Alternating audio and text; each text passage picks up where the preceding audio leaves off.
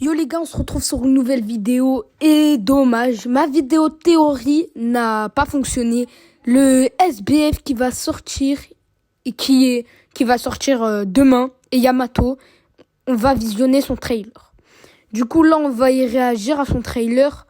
Là, c'est Kaido qui bastonne Luffy, tout content, mais Luffy du coup il est dead. Puis un éclat de lumière arrive. Et Yamato entre en scène. Là, il y a des textes chinois, je comprends pas. Là, la Yamato fait V1, elle foudroie le Kaido. Mais Kaido, là, il est venu à son prime et l'a foudroyé. Mais une autre lumière est venue. Et Yamato, elle s'est cristallisée en... Ouais, on dirait... c'est un mélange entre Kaido et Luffy. Avec les cheveux, là. Et ouais, non, là, Yamato, elle rigole zéro. Ah, là, c'est un peu intéressant, là, son effet, pardon. Excusez-moi. C'est vraiment très intéressant. J'ai vu un effet quand il le tape. Et là, clairement, quand le Kaido d'avant foudroyait tout le monde et foudroyait le Oden, Yamato, elle a tout délivré. Mais son effet, il a l'air très intéressant, hein. J'ai hâte de voir. Et surtout, j'ai hâte de voir son effet. Mais c'est pas le seul truc de la part de One Piece Bounty Rush. Il y en a encore. 260 diamants offerts. C'est énorme. Énorme. Vous vous en rendez pas compte. 260. Pour ce qui est des traits, pour les traits, on a vraiment des trucs intéressants. En gros, on a sur le personnage de la Yamato. J'ai vu, c'est un personnage extrêmement cheaté. Pourquoi ? Parce que elle a deux effets.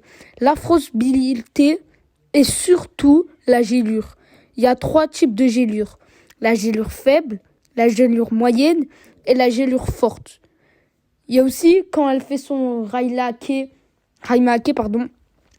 elle devient invincible. Mais je vais pas vous lire trop les traits parce que c'est vous...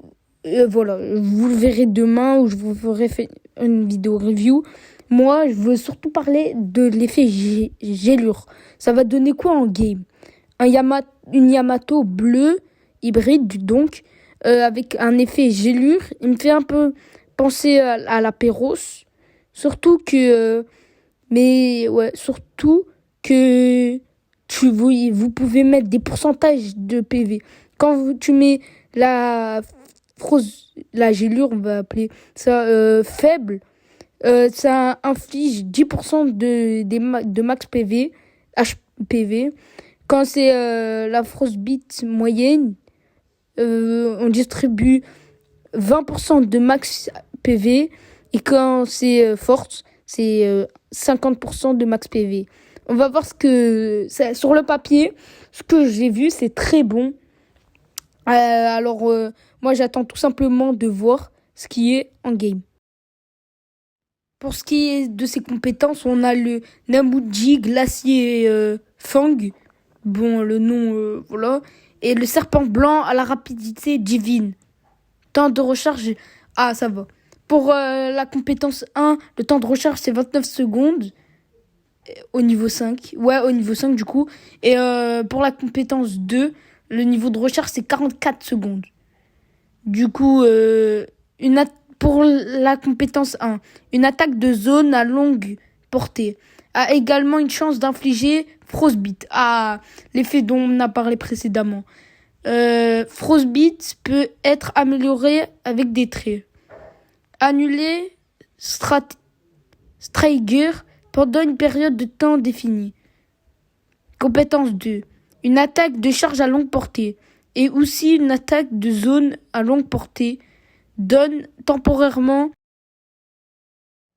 invincibilité. Ouais, c'est l'invincibilité cheat que je vous ai parlé pendant 5 secondes. Du coup, sur ce, c'était la fin de la vidéo déjà. On a vu ses compétences et ses deux effets.